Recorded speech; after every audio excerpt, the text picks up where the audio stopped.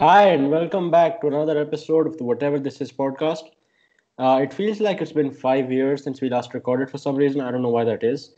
But it just feels like it. The RPL is back. We've got a fun, frolicky filled show lined up for you. Of course, this week I'm joined by Artem. We've had some technical issues in pre production. We hope they don't carry over to actual production. But Artem, what's up? How are you doing? How would you like to introduce today's podcast? Yeah, I mean, I'm all good. Um, I actually have the same feeling as you. Where when was the last podcast? It feels like it was at least 2 weeks ago, even though it wasn't.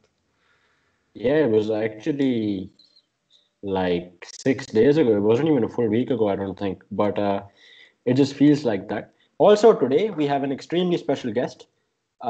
This man has one of the best, I misspelled it, but this man has one of the best Twitter accounts there is. He writes on Russian football, he writes on German football, writes on women's football, writes on anything essentially, but you have to give him a follow. It's straight out of Germany, Tom Alex Weber. Tom, how you doing? What's up? It's a pleasure to have you. And how you feeling?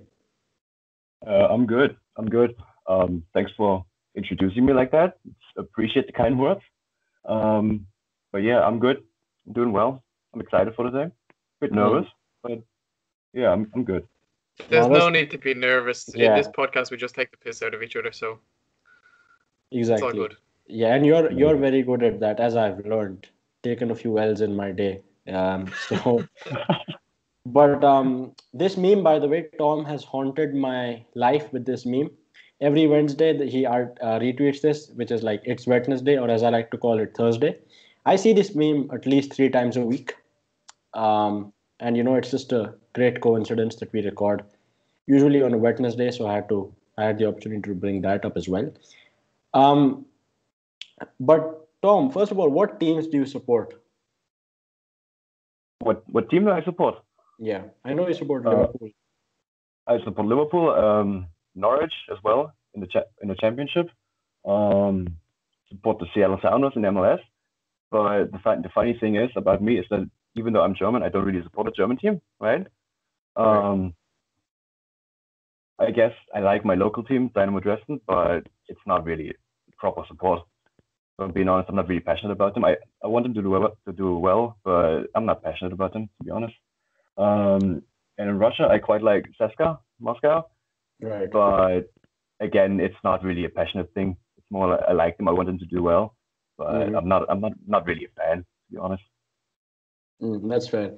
Now, how you feel about Can German I clubs and ask you how what drew you to Norwich? exactly? Yeah, that was my question as well. Why Norwich? That's a great question because I honestly don't really know. I think I first came across them when they were in the championship in 14 and 15, I think. That's it. Uh, I actually played with them on FIFA quite a bit. I quite like the kits, the colors. They have a nice badge or logo, if you will. Um, yeah, I just kind of started supporting them. It was pretty weird though because they were like stuck in mid-table in the championship and they weren't doing well. They were pretty poor. Um, and then they hired Alex Neil, a Scotsman with a like really thick Scottish accent. I couldn't understand a damn word that he said. Um, um, yeah, and it just kind of grew into like I guess a loving relationship. I really like them, but um, yeah, it's been tough recently. I mean, they're top of the championship by quite some distance too, but the relegation last season was pretty disappointing, and the performances in the Premier League were pretty bad. Not gonna lie, but Hmm. yeah, yeah. Um, I just really like the colors to be honest. The aesthetic, Yeah, it's a really nice aesthetic, and I like that's That's a good as a reason as ever, to be honest. exactly. It's way more rational than my love for Akhmat Grozny or the nation of Kazakhstan or anything like that. But I do want to ask you, how has Dimitris Giannoulis done so far at Norwich? pretty well, I think. I mean, I've not been able to watch every game that he's played Hmm. because watching the championship is a pain in the ass to be honest. Yeah. But he's done pretty well, I think. No, Yeah. that's good because I really liked him as a player at PAOK, and I thought like Norwich is in a championship, but of course you guys are going up, so he eventually will be in the Premier League. So Yep. I respect that. By the way, guys, check out our banter era thread we're doing from RFN. Um, it was probably my favorite thread or piece of content I've ever done because I saw a couple of these in French on like the Serie A, the League One and stuff, and I just thought that I had to do one for Russian football because there's so much content, and I did. It's gone down pretty well. Be sure to check it out. Be sure to give some suggestions if you have Can I any. just say about that? Go on. Normal people would have just pressed the translate button on those tweets from French football. But Hanu learned French to read that thread. So please check out this thread about Russian football, which is in English, that you don't have to learn Russian for. Exactly. It's a great thread, to be honest. It's a great thread. Thanks, man. I do appreciate that. There's just so much content, honestly.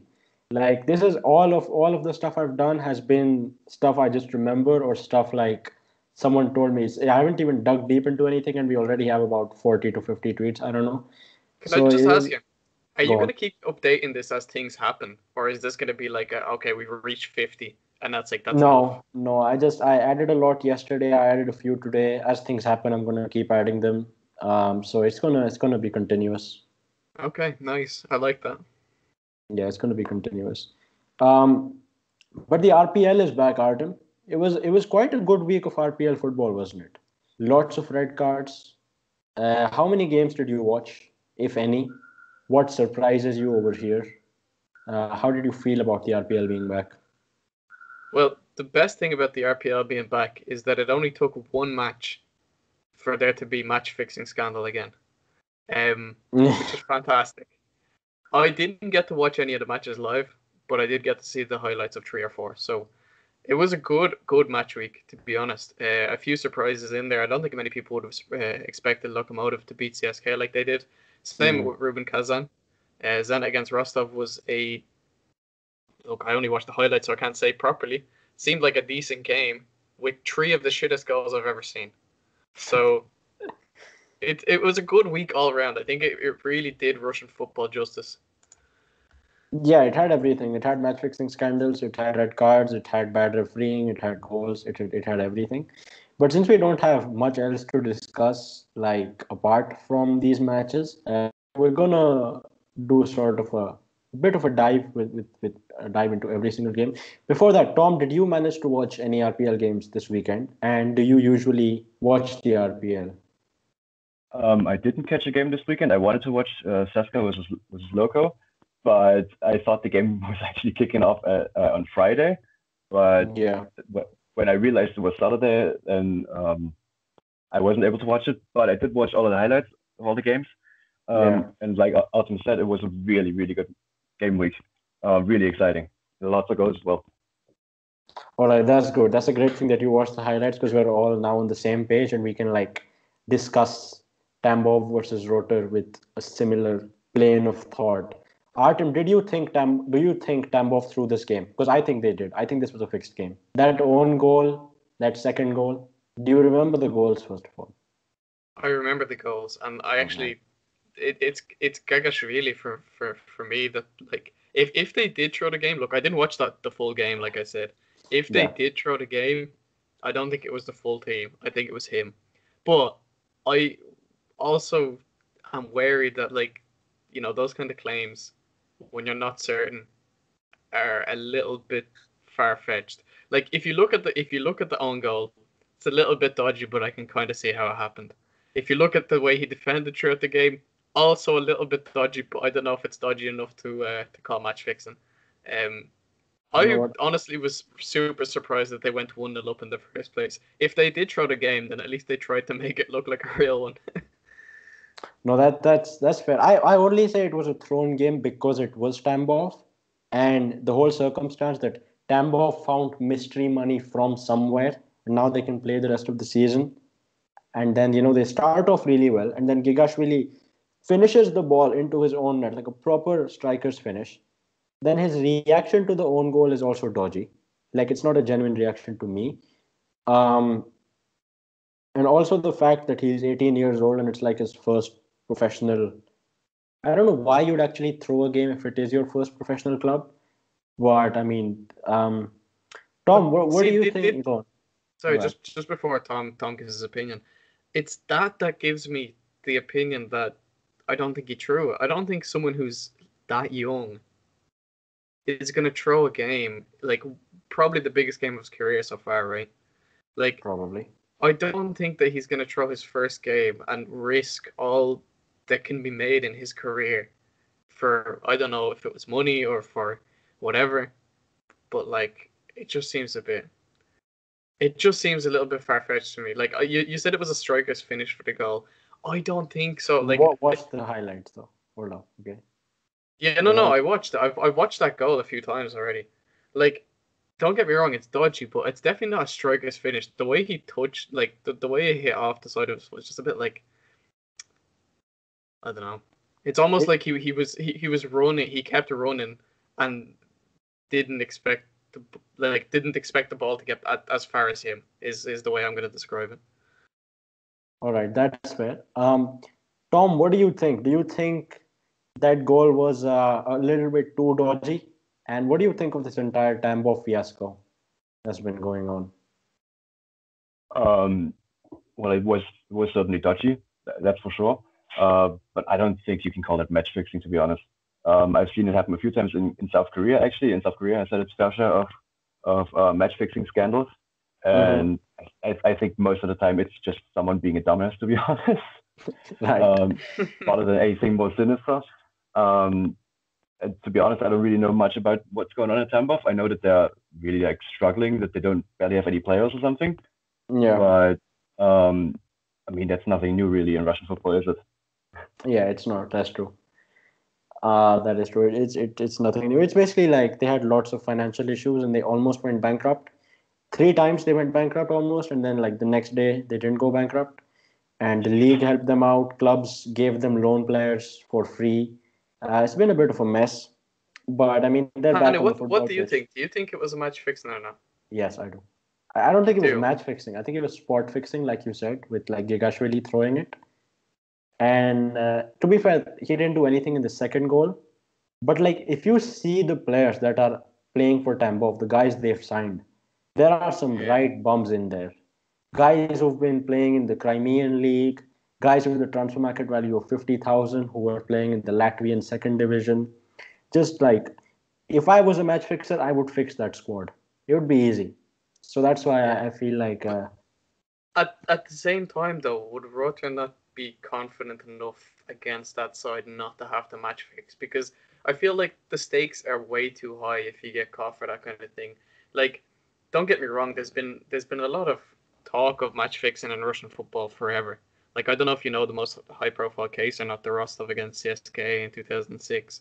But that's like, like everyone points to that as like, if there's any match that was fixed, it was that one. Like, you obviously know Timofey Kolachov, who used to play for Rostov. Of course. Like, he it looked like he took a penalty essentially at one point, and the keeper saved it, and then the ball came straight back to him, so he hit it into the back of the net, but he just didn't celebrate. He like walked away, and commentators like Vasily Utkin and a few other people were like, "Does that look like someone who just equalized against CSK?" No, it doesn't. And they're like, well, maybe he just doesn't celebrate any goal. And then they found like the rare moments where he scores goals and he's going insane. Like, he's going mental. And there's like, I can't remember what it was, but there was a few other moments in that match that were just like, if there ever was a match fixed in Russian football, it was that one. And I just like, I don't get the same vibe from this game as I did. Like, obviously I didn't watch that 2006 game live, but watching back at it, you know. But you know what? Like, Rota don't necessarily have to know that it was a fixed match.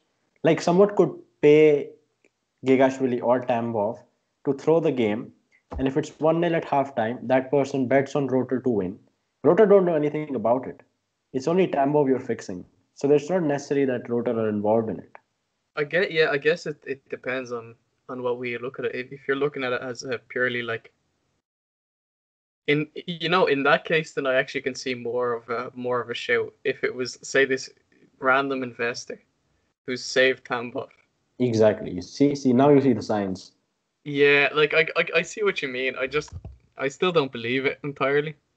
That's But fair. the thing is, if someone came out with evidence to say like, I don't know, Gareth really's been paid or something, I'd probably believe it. Yeah. Without that kind of thing, I don't know. I prefer to think that people are stupid and not malicious. Yeah, I agree with you. I always tend to think that, and I'm only semi-serious with this. I do like Igashvili as a player. Like he was fine in his first couple of games. It's only this one that he bottled. So I hope he was just being bad and not a match fixer, like you said. But Tom, going back to you watching Korean football, have you ever seen a game, if you remember any, which you thought was eerily similar to like match fixing? A game so bad that you thought it was a fixed game. Can you think of any off the top of your head? I don't really get to watch a lot of Korean football live, Yeah. but I do remember a game 2 seasons ago now. It was actually the league deciding match, the title decider. I think Ulsan Hyundai, who just needed a draw, played, I think, Seoul it was. And the goalkeeper for some reason took a throw in for some weird reason. It's completely beyond me, and he just threw it straight to an opposing player who obviously scored. And then Ulsan missed out on the title. Yeah, that certainly felt like match fixing, but again, I don't really think that was malicious. I think he was just being a dumbass, to be quite honest. That's right. I always think it's a bit wild when, like, say, Korea or Japan or those kind of countries get, like, there's match fixing scandals, we'll call them, in those kind of countries. Because, like, in Russia, I'm kind of like in Russia and Italy, like places that have, like, histories of, like, mafias going around and, like, bribes and that kind of stuff. But, like, I always find it weird when it's, like, countries outside of, like, that culture. I mean, Japan is a pretty heavy crime. I think people want to make a quick buck anywhere, to be fair. And I mean, I do see your point. Like, but I don't know. I mean, I mean, that could purely be just me going off. being racist. Being racist towards Russians and Italians. No, I'm joking. I'm joking.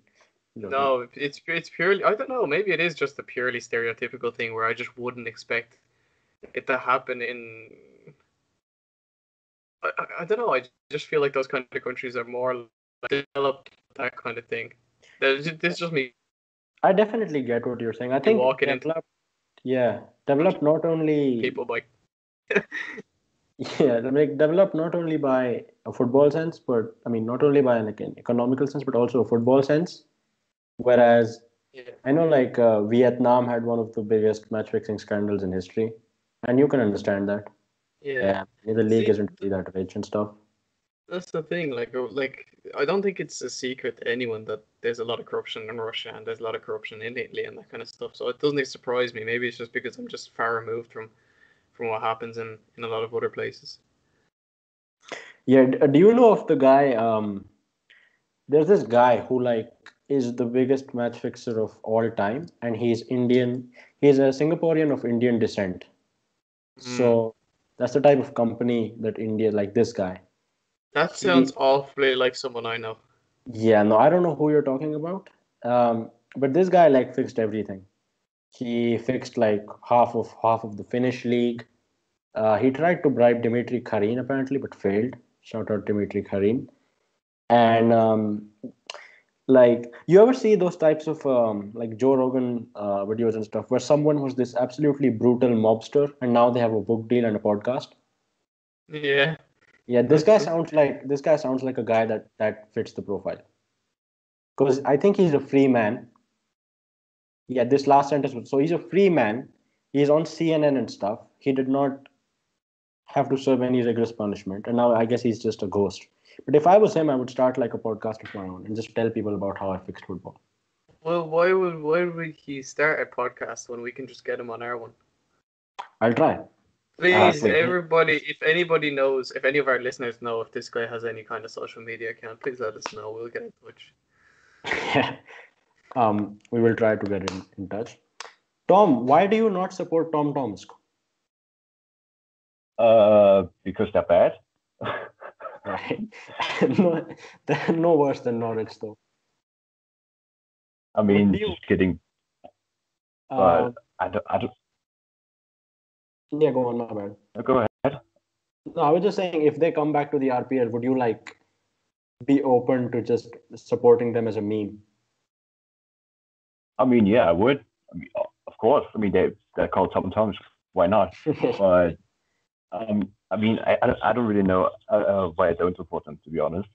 I, I just never thought about supporting them. I mean, I get the name is kind of a meme, and you know, some called Tom too. But I mean, I'd be open to supporting them. Sure, why not? They could be my RPL team if they get promoted. But they're probably going to get relegated, right, this season? Yeah, they're probably They've going to been go pretty down bad. to the third tier. Yeah, they've been awful. Yeah. Well, in that case, you don't have to support them. You can go play for them. Sure.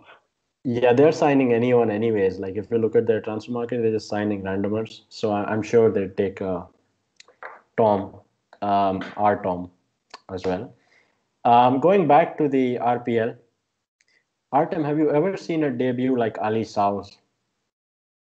No, honestly, I haven't, and it's probably the wildest debut I've ever seen, and it's also insane because there's not many debuts where you can say like a striker who scored 2 goals for the underdog team just like wasn't like anywhere near the best player on the pitch, I'd say.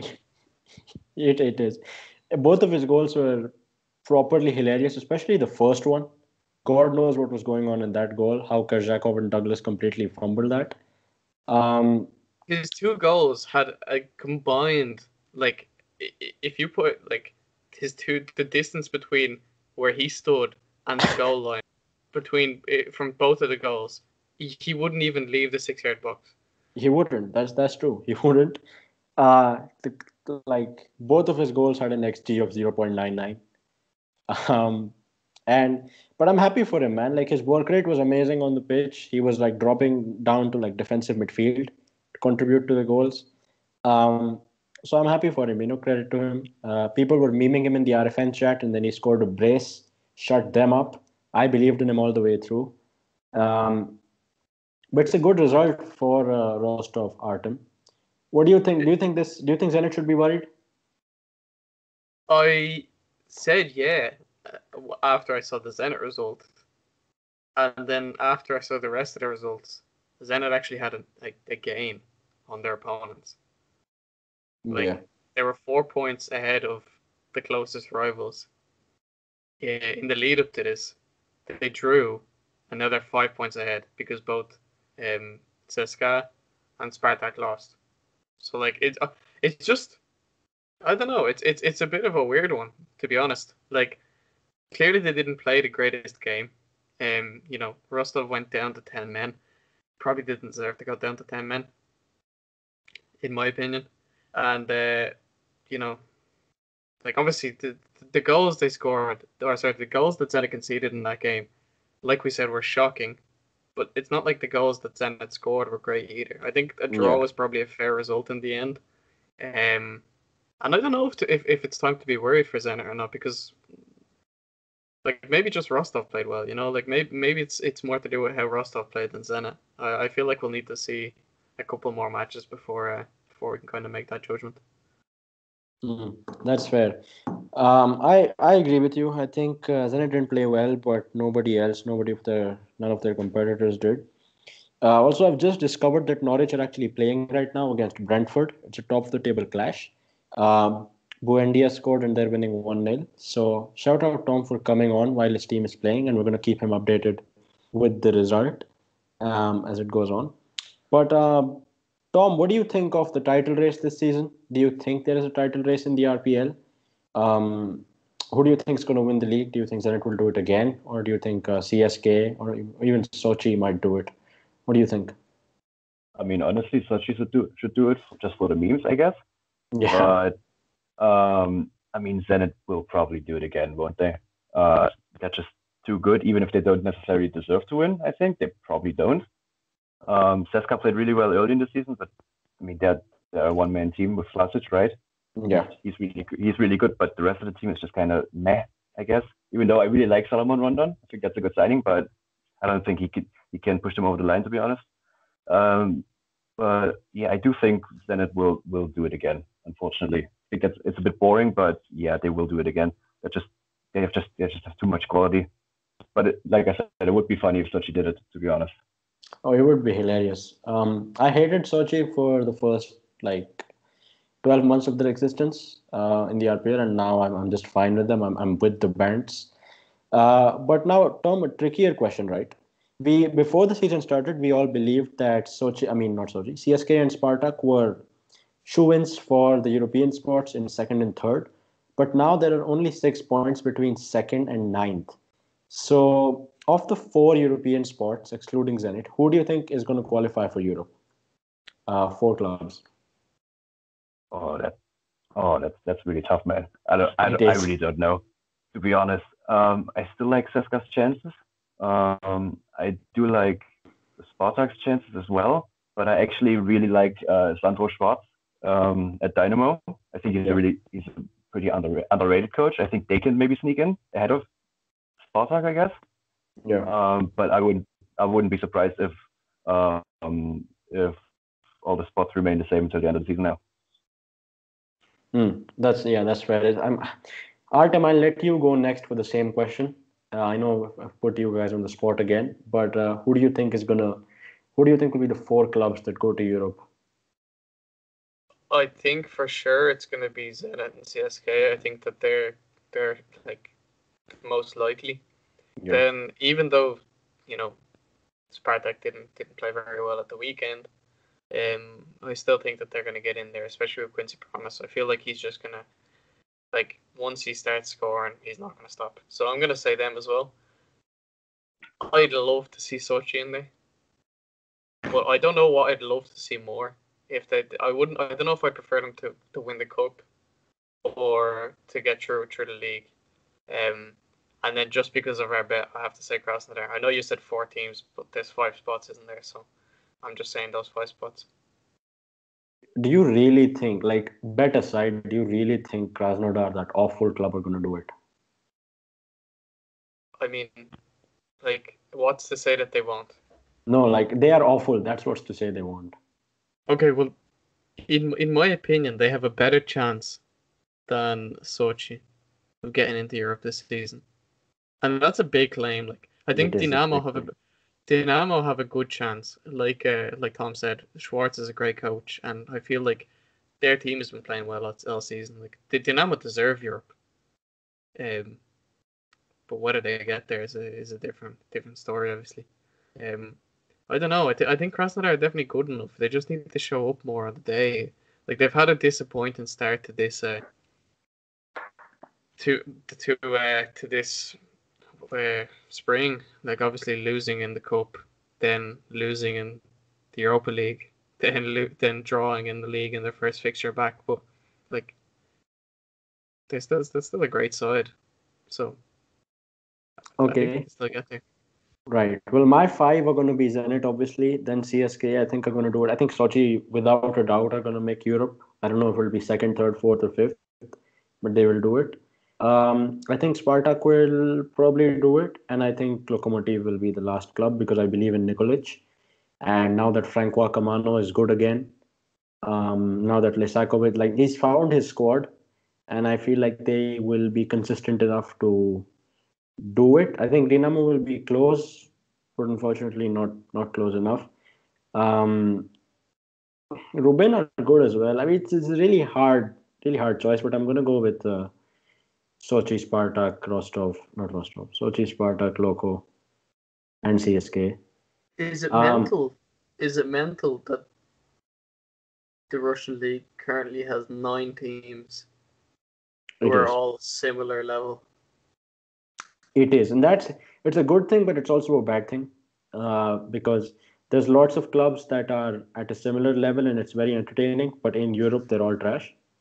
So it's that. Actually, Tom, I want to ask you, and me and Artem and I have this argument all the time, and the argument is basically, would you rather have a club which is by far and apart the best club in their league, so like Olympiacos or Red Star Belgrade, Bayern. even Bayern if you want to go there, and they do really well in Europe, but the title race there is no title race, it's only one club.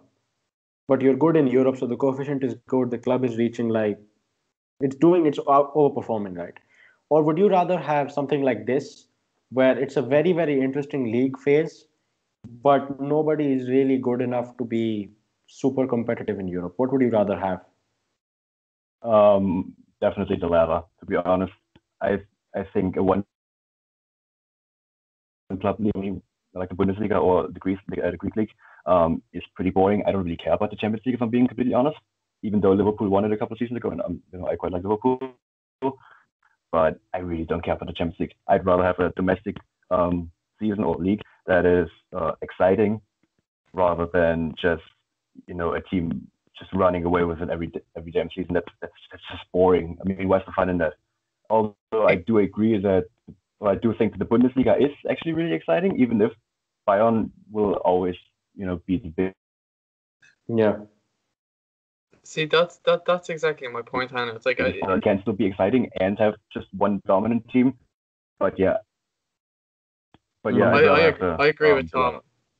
I agree with Tom completely. I think that it's way more important to have an interesting league than it is to do better in Europe. Like at the end of the day, Europe is great, but like, are Russian team really going to get into like? They're not going to get into the latter stages of the Champions League anytime soon. We're not getting to the quarterfinals, regardless of how good the best team is. I don't think that's necessary. What do you mean? We can easily Zenit have the capabilities if they want to, and if they manage themselves well enough to get into the Euro Champions League quarterfinal with ease. You used to say that a couple of years ago when like I asked you what Zenit's the capacity of Zenit's squad is. That was when Semak had just joined, and you would say Champions League quarterfinals, and we have a better squad now. So I do think that Zenit can make Champions League quarterfinals. There's no reason like if Porto can do it, we can, and I think we can get to the Europa League semi-final, final as well if we had a super competitive team like a Shakhtar Donetsk or something. I agree with you that we could get to the later stages of the Europa League. I think the Champions League it's become even more competitive in recent years, and I just like in the current state, I just can't imagine in its best form that maybe Zenit could reach quarterfinals, but at the same time, it's like, is that worth it? Like, sure, it's worth it. Is that worth it for like let's say Zenit win the league for 5 years in a row, but it gets Russia up to 6th and guarantees like let's say 3 seasons of more clubs in Europe. I'm not too arsed about that. Wait, what? That sounds great to me. I wouldn't take that. I'd rather take the risk on having what we have now and hope that the clubs who get into Europe will do the job than I would taking the guaranteed 5 seasons in a row boring ass league. Yeah, I mean it's mad because up until like 2 seasons ago we used to have both, where it was a competitive league and the clubs would do fairly well in Europe. But now it's just so bad that we're having to pick and choose. So it is sad, but have a look at how similar Rostov and Dinamo are, by the way. Exact same goals scored, exact same goals conceded. God. That's actually mad. That's insane. Yeah, and this is also funny. Krasnodar have a plus 16 goal difference. Lokomotiv have a -2 on the same points because like Krasnodar hit 3 teams for 5 goals, whereas Loko lost 5-0 twice or something like that. Krasnodar have scored the second most in the league. Yeah, that's because they scored. Chance of Europe. That's because they scored 7 against Khimki, 5 against Rotor, and then 5 against Lokomotiv. So, yeah, you've got to respect it. I have to respect it, but they're still horrible. Like, I'm sorry, they just are. Artem, is it too crazy if I say that Fedotov is the best coach in the league? Yeah. Who is the best coach in the league then? For me, it's got to be Murad Musayev. Oh, okay.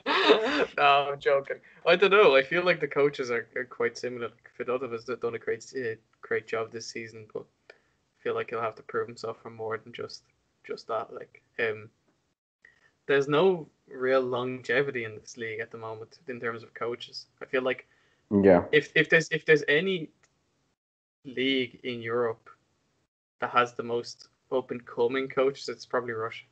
Like all of our coaches almost are under 50. Like we have a lot of under 40 coaches.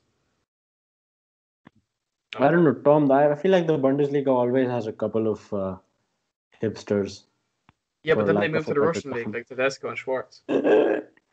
That's fair as well. Tom, is what do you are there like lots of young great managers in the Bundesliga as well? And what do you think of Russian football's manager situation? There are a lot of great young coaches in the Bundesliga. I think that's kind of what the Bundesliga is known for at this point. With Yeah, Nagelsmann, obviously Schwartz used to be there, Tedesco as well. He also used to be there. And Kofeld at Bremen, even if his team is really bad, I think he's still a pretty good coach. yeah. But the coaching situation in Russia, I honestly don't know enough about the coaches in Russia, if I'm being quite honest. That's fine. I'm a big Leonid Slutsky guy, to be honest. I quite like him. He's a funny character. I don't think he's a bad coach by any means. But yeah, I just don't know enough about the coaching situation in Russia, to be honest, to really comment on this. Yeah, no, that's fair. Everyone is like Leonard Slutsky is obviously the guy. He's if not Yeah. the best, he's the most lovable coach in the league by far, highest entertainment value by far. Um, actually, He's Artem, also what the do you? nicest guy. Yeah, he's the nicest Like guy in the world. if you were told you could go for lunch with any of the coaches in Russia, guarantee most people are saying Slutsky.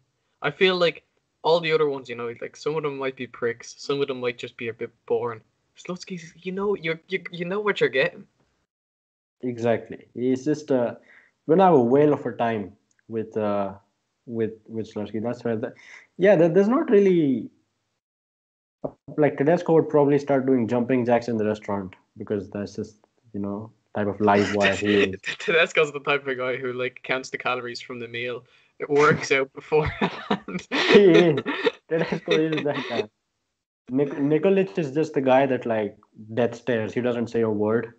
He just looks at people. It's like I can't even Nikolic imagine. is Nikolic is the kind of guy where like you would walk into like a pub and you're like, which fat bald guy is he? Yeah, exactly. He's such a generic looking man, but he's the baldest man I've ever seen. I don't know much about Sandro Schwartz, except that he dresses well and that he seems like he's a good manager and stuff. But He's apart from very that, handsome.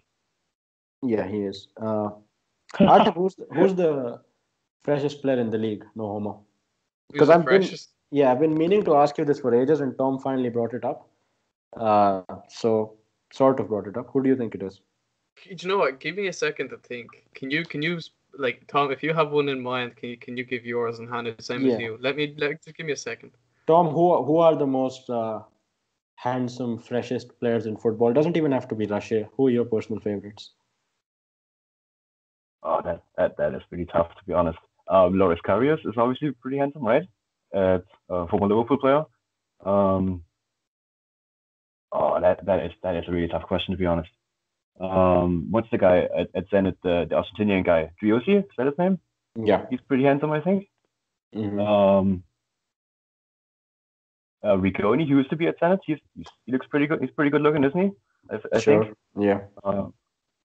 But yeah, that's tough. There's a lot of handsome guys in football, to be honest. If you have the money, you can take care of your body, can't you? Yeah. I No, that's think I fair. know who Hannah's gonna say. There's a lot of guys, I guess. What in Russia?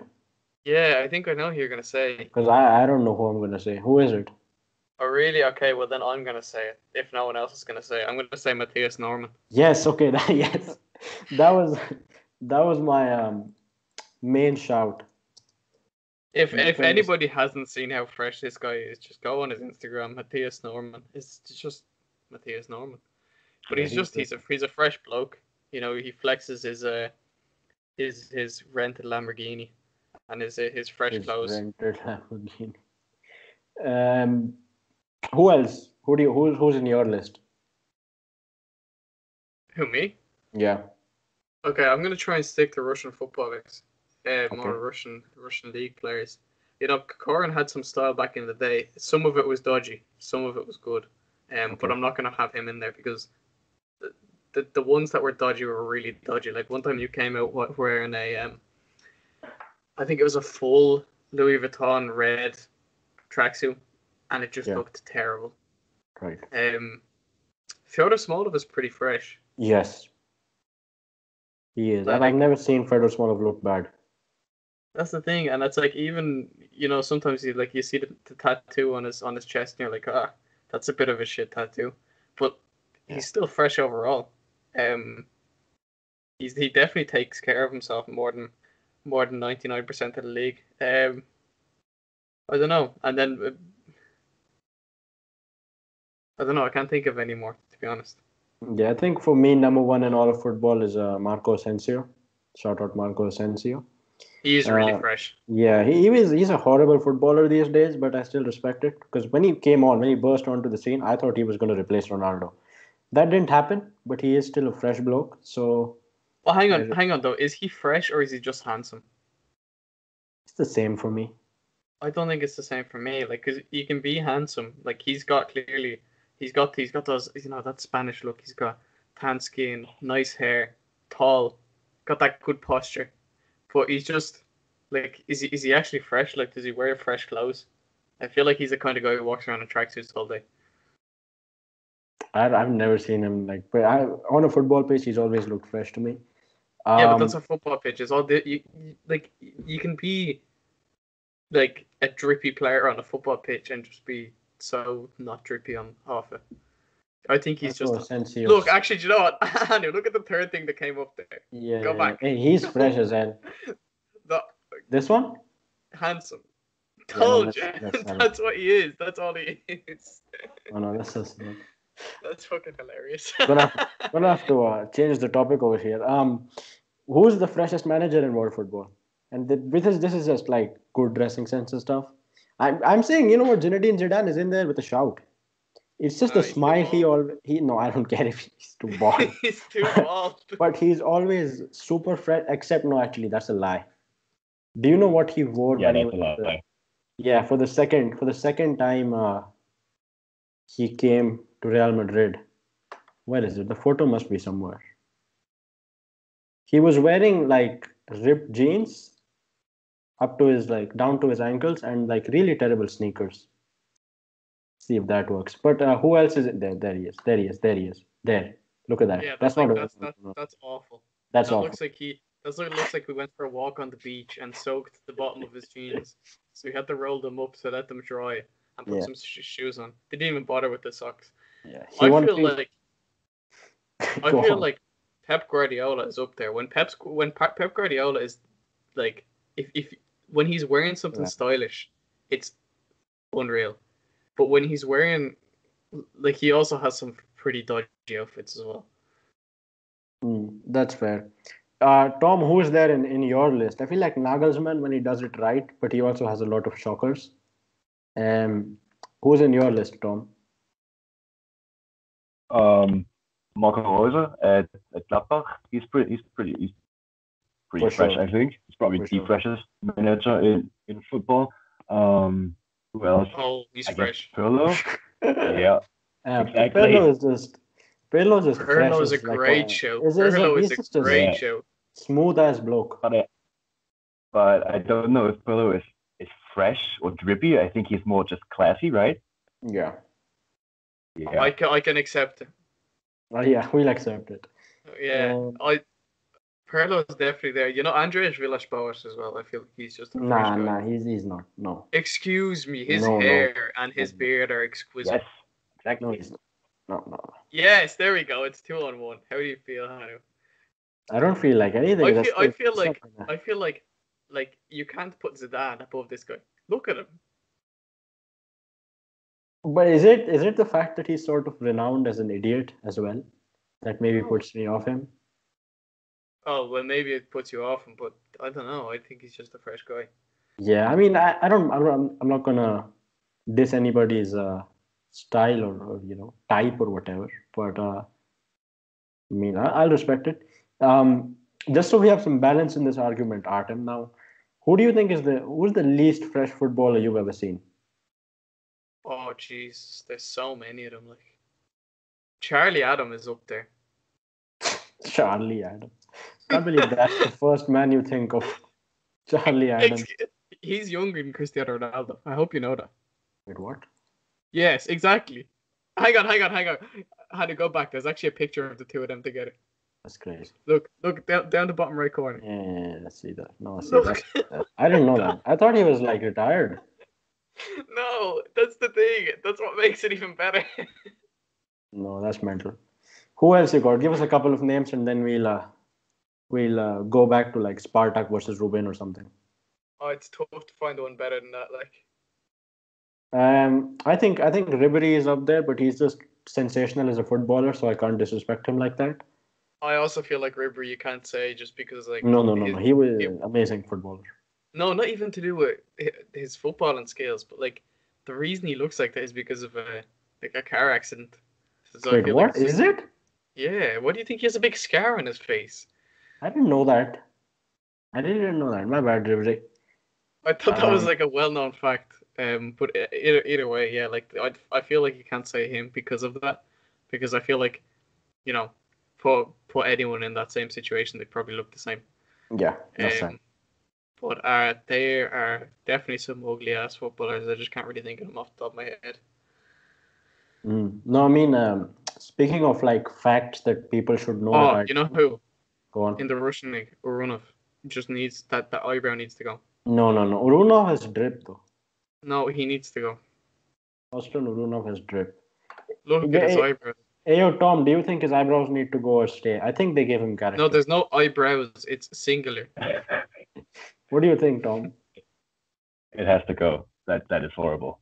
Like, I'm sorry, Exactly. but There's absolutely no way that's to not justify on. that kind of thing. He looks like a Neanderthal. Jesus Christ. He has drip. If you No. no. If you're ugly and you have drip, that's respectable. Can I just say, Harry, how funny is it that you look up Austin Urunov Gucci and And half first of thing, it's like us. half of them is RFN. We built this city. Oh, We built Jesus Google. Christ. Like, look, don't And get me wrong. Like, Urunov just like he has the potential to be a great player, and he also has the potential to be pretty fresh. He just really needs to, like, it's not that difficult. It's like you just cut in the middle, and it becomes two eyebrows. That's all he has to do. And just like once every 2 weeks or so. Okay, maybe once every few days for him because he seems like the kind of the guy who like would grow that back quite quickly. The fact that it's so like prominent. Like every couple of days just go back over and just no one would even know.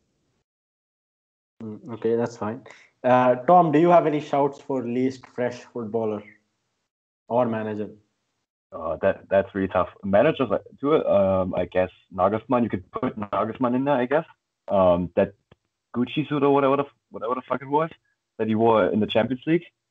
That was horrible. And the thing is, with Nagelsmann, I don't actually think that his drip is that bad. I just think that he's not a very handsome guy. I just think he looks like a man baby, basically, right? So what doesn't really matter what he wears. It'll always look bad, I guess. Yeah, this photo, I see that. Like if face up, I mean, like his upper part, it looks pretty fresh. This is just Looks a a bit like weird. Stuart Little. That's just rude. Just He does it though. no. But another player with an extremely weird face to body ratio is Dmitry Tarasov. His head is tiny. Oh And my god, it's it's like a tennis ball. look at that. His head is just tiny. But no, to end off this conversation, fresh and least fresh people. For fresh, I feel like Santiago Solari as a manager is a shout. Worst manager I've seen at Real Madrid, probably ever, but he was fairly fresh on the touchline all the time. Only redeeming quality about him. Least fresh, I think Sardar Azmoun was pretty unfresh, Artem. He lets his hair grow out way too long all the time. Yeah, if you he's like a family man, so he has mad horses and stuff. So he's not a person who's super conscious. Arshavin is extremely unfresh. How did we not think of him? Yeah. Although, like,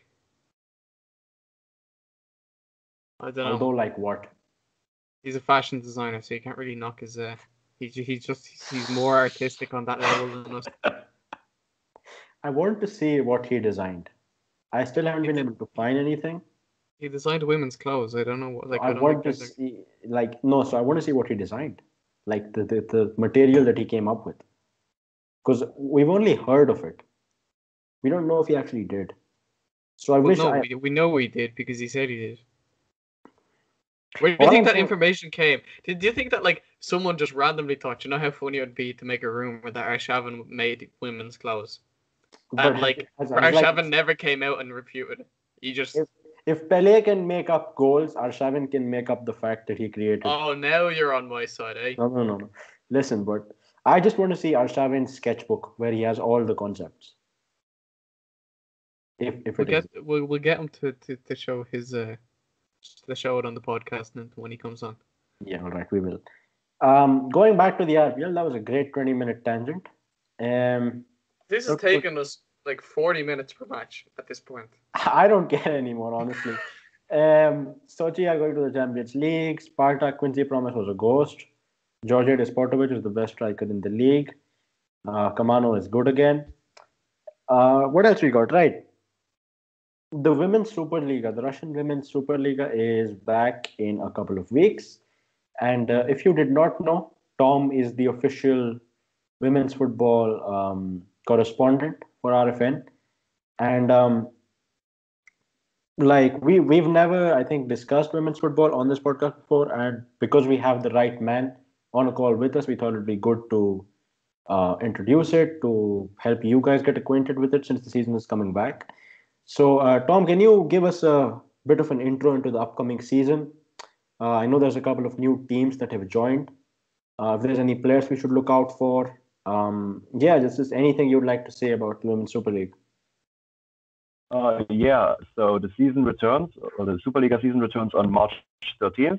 But there's actually a Super Cup match. The first ever Super Cup takes place on March 8th, so in a couple of days, in 5 days.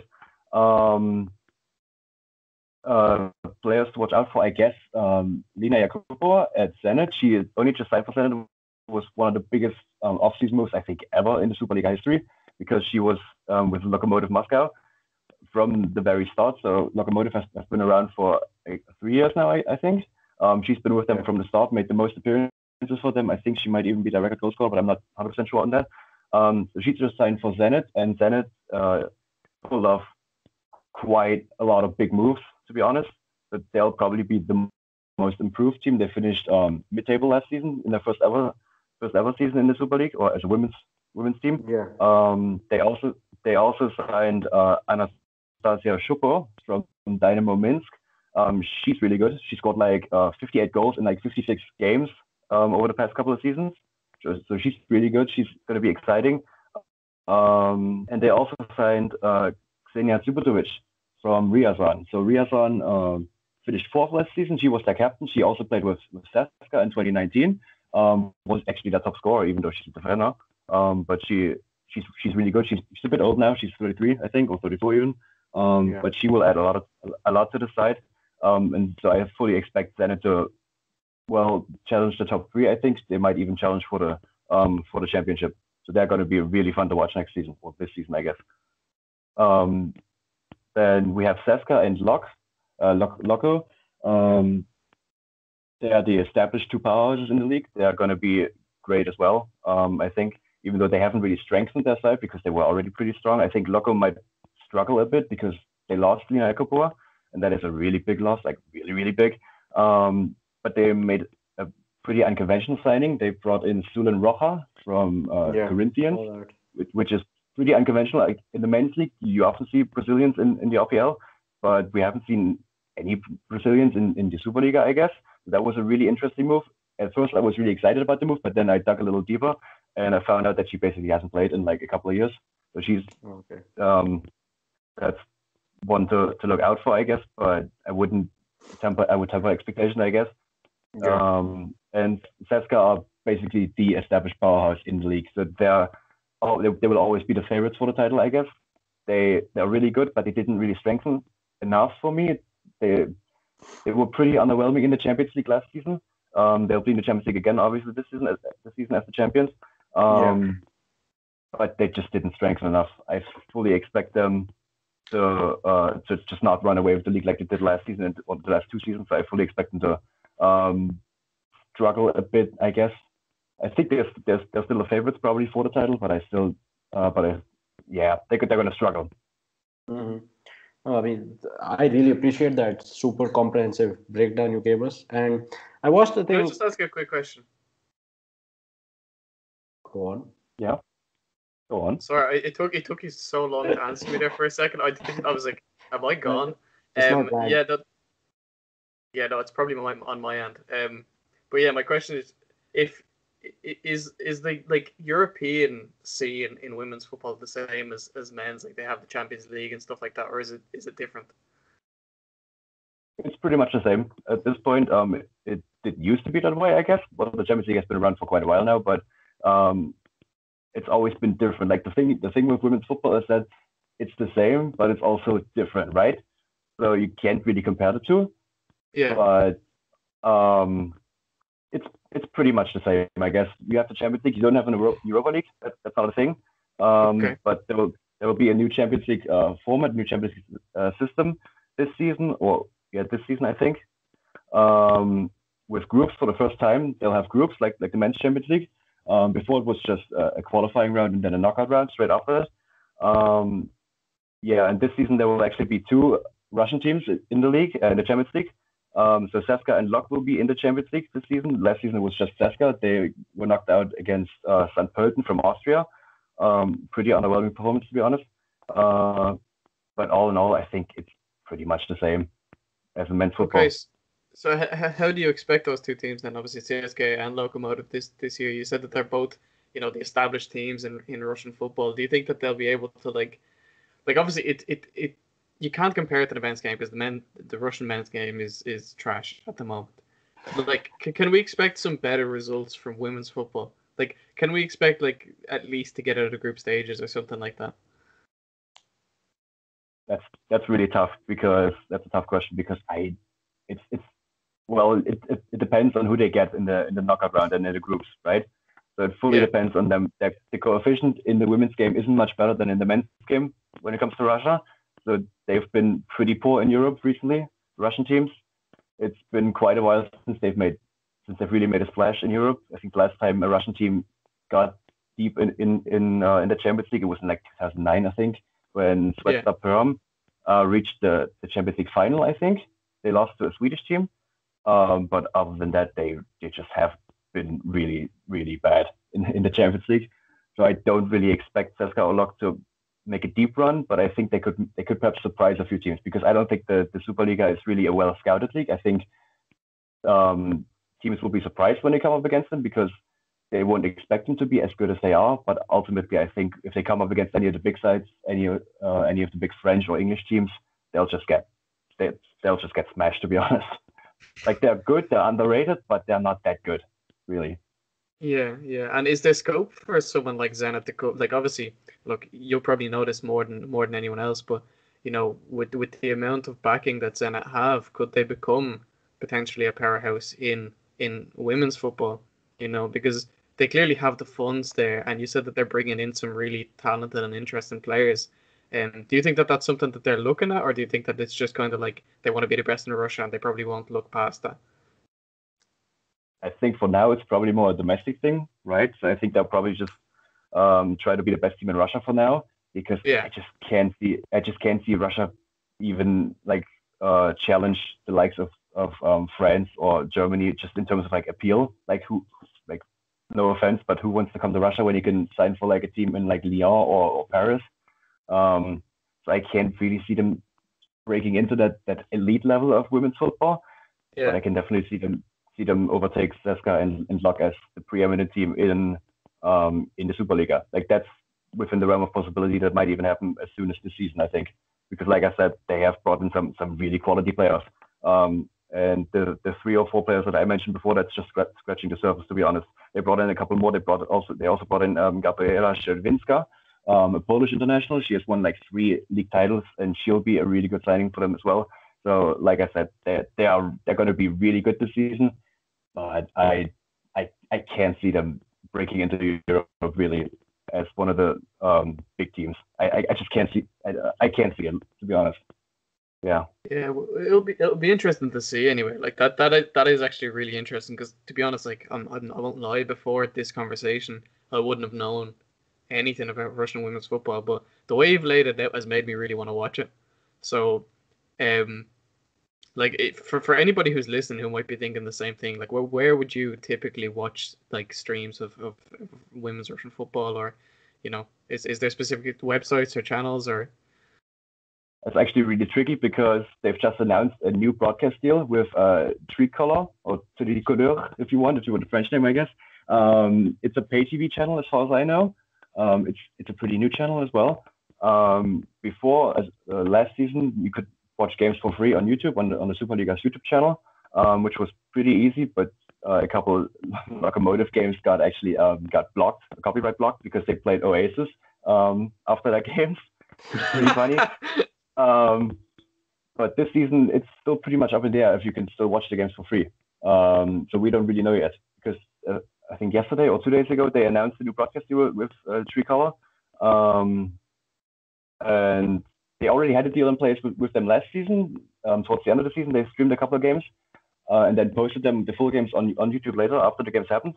But what the broadcast deal will look like this season, we don't really know yet at this point, unfortunately. Okay, well that's interesting. I'd be interested to hear what ends up happening for that in the end. Yeah, definitely. I mean, it would be really dumb if they sign the deal with the Russian channel and just kill the YouTube. I think that would be extremely idiotic when there's no real reason to do that.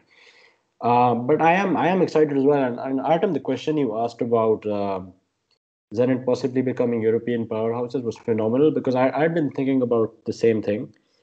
And I feel like, because we know that even Lyon or even the best women's football clubs, they are grossly underfunded. So their budget is small compared to like an average men's football team. So to reach the summit of women's football, you would need like exponentially less money to do that, to become Champions League champions for 7 seasons in a row. And I feel like Zenit most definitely have the money to do that. Now it's going to be impossible for a Russian club to become men's football Champions League champions. But I feel like if you wanted to do that with men's football, you could, because once you get past the Russian stigma, I think St. Petersburg is a great city. Zenit have the money for it. Sure. And yes, I mean, like right now in the round of 16, you've got a club from Kazakhstan, Kazigurt or something, and they are in the round of 16 of the Women's Champions League. So they're automatically one of the 16 best clubs in Europe. And they're going to play Bayern. They'll probably be murdered 20-0 or something, but they're there at least, right? Yeah. So I don't know. What do you think? I feel like if Zenit wanted to, they could become the best women's football team in the world, or anyone really. Well, I was looking at the highest paid female footballers in 2020. Like Google is always the most accurate source of information, so you do take this with a grain of salt. But apparently, Carly Lloyd earns $518,000, not euros, dollars. So say 450,000 euros a year, which compared to like someone like Alexei Satormin would probably make something similar. Maybe he makes even more than that. So I feel like it would be worthwhile for Zenit to get their name out there. I feel like I don't know, maybe you guys know, maybe you don't know, but Russia's always been a really progressive country when it comes to women. Like they were one of the first to give women the right to vote. International Women's Day, which is coming up on the 8th of March, is like celebrated really I don't know what the word is, but like it's widely celebrated. Like it's a holiday for people, Yeah. So I feel like there's no reason why they shouldn't kind of push for it.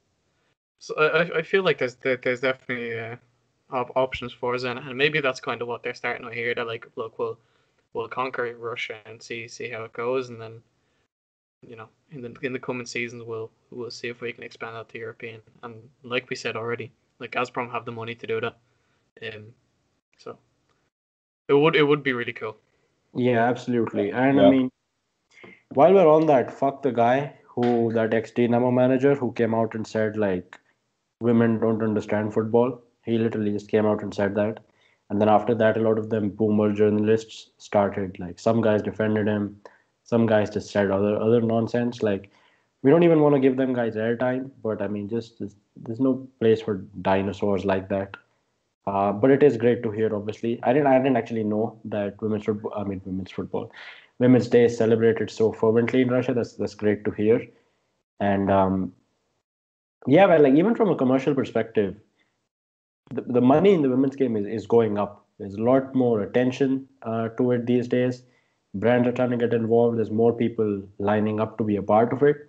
So even from a purely business perspective, I feel like there's returns to be had there, even if they're in the long term.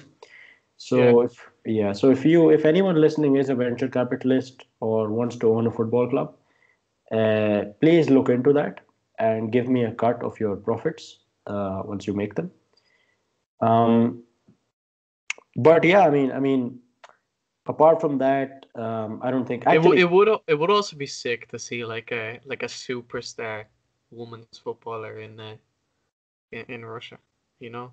Yeah, Like of course. it would be like, I feel like if you got someone who was like, I don't know, like, even that doesn't have to be like top 10 footballers or anything. Like it can be like top 20 or whatever. Like I feel like if you got the ball rolling, basically what I'm trying to say is if anyone's trying to get into a new league or trying to get into women's football, get in now before people start calling you Exactly.